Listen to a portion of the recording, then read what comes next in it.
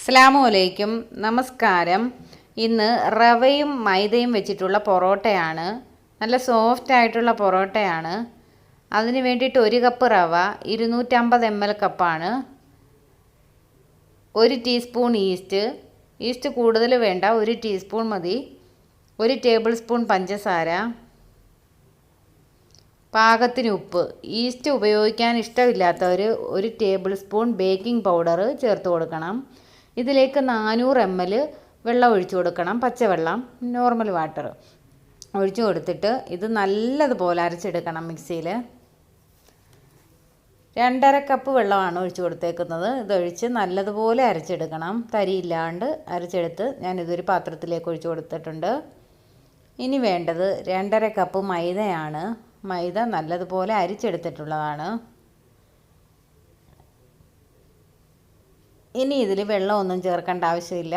ഇത് നല്ലതുപോലെ കൈകൊണ്ട് ഇത് കുഴച്ചെടുക്കണം.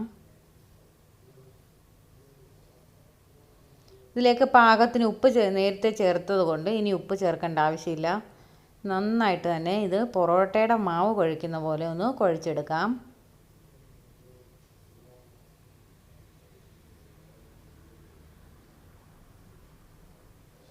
ഈ പരുവത്തിലിരിക്കും മാവ്. ഇനി ഇതിൻ്റെ മുകളിലൊന്ന് ഓയിൽ സ്പ്രെഡ് ചെയ്ത് കൊടുക്കാം. ഇനി ഇത് ഓയിൽ തൂത്തിട്ട് ഒരു 30 മിനിറ്റ് ഒന്ന് റെസ്റ്റ് ചെയ്യാൻ വെക്കാം.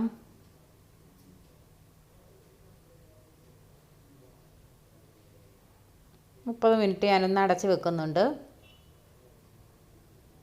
30 മിനിറ്റ് കഴിഞ്ഞ് നമ്മുടെ മാവ് നല്ല സോഫ്റ്റായി വന്നിട്ടുണ്ട്. ഇനി ഇത് പൊറോട്ടയ്ക്ക് ബോളാക്കുന്ന പോലെ ഒന്ന് ബോളാക്കി എടുക്കാം.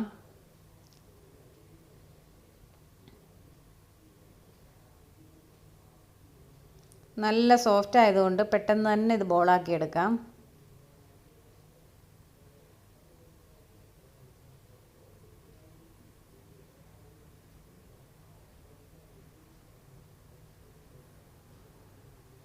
ഓരോ ബോളിൻ്റെ മുകളിലും ഒന്ന് ഓയിൽ സ്പ്രെഡ് ചെയ്ത് കൊടുക്കണം.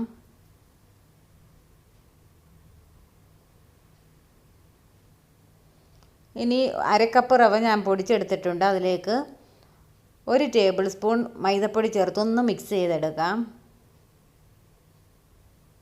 കുറച്ച് ഓയിൽ, കുറച്ച് ബട്ടർ, റൂം ടെമ്പറേച്ചറിലുള്ള ബട്ടർ വേണം. ബട്ടറിന് പകരം മാർജറിൻ ഉപയോഗിക്കാം.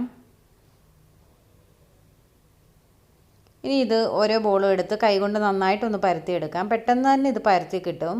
കൈകൊണ്ട് അധികം പ്രസ് ചെയ്യുകയൊന്നും വേണ്ട. മാവ് നല്ല സോഫ്റ്റ് ആയതുകൊണ്ട് തന്നെ ഇത് പെട്ടെന്ന് ഇങ്ങനെ വലിഞ്ഞു കിട്ടും. ഇനി നമ്മൾ മിക്സ് ചെയ്തേക്കുന്ന റവ പൊടിച്ചതും മൈദപ്പൊടിയും കൂടെ മിക്സ് ചെയ്ത് വെച്ചത് ഇതിൻ്റെ പുറത്ത് നന്നായിട്ട് തന്നെ ഒന്ന് സ്പ്രെഡ് ചെയ്ത് കൊടുക്കാം. ഇനി ബട്ടർ തേച്ച് കൊടുക്കാം. ഇനി 2 സൈഡിൽ നിന്ന് ഇതുപോലെ ഒന്ന് മടക്കിയെടുക്കണം. ഈ മടക്കിയെടുത്തതിൻ്റെ മുകളിലും ബട്ടർ ഒന്ന് തേച്ച് കൊടുക്കണം. ഇനി ഇതുപോലെ റോളാക്കി എടുക്കണം.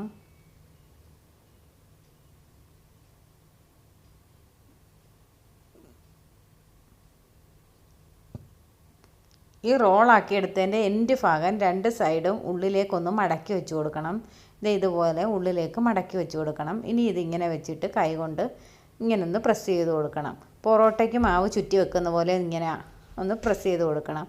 അങ്ങനെ ഓരോ മാവും ഇതുപോലെ മടക്കി ഉള്ളിലേക്കൊന്ന് മടക്കിയിട്ട് പൊറോട്ടയുടെ മാവ് പ്രസ് ചെയ്യുന്ന പോലെ ഒന്ന് മാവ് ചുറ്റി വെക്കുമ്പോൾ പോലെ ഒന്ന് പ്രസ് ചെയ്ത് കൊടുത്താൽ മതി.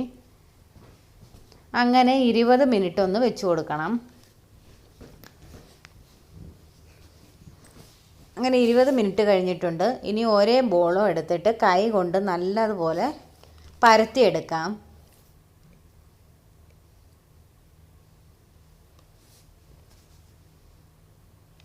പൊറോട്ട പരത്തിയെടുക്കുന്ന പോലെ തന്നെ കൈകൊണ്ട് ഇത് പരത്തിയെടുക്കാം.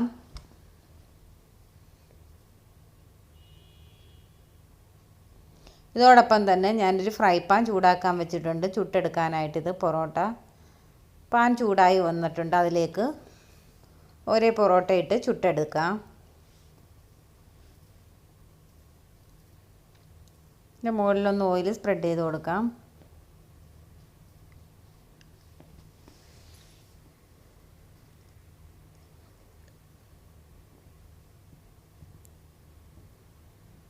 ഒരു ഭാഗം ഒന്ന് കുക്കാകുമ്പോഴൊന്ന് തിരിച്ചു കൊടുക്കണം.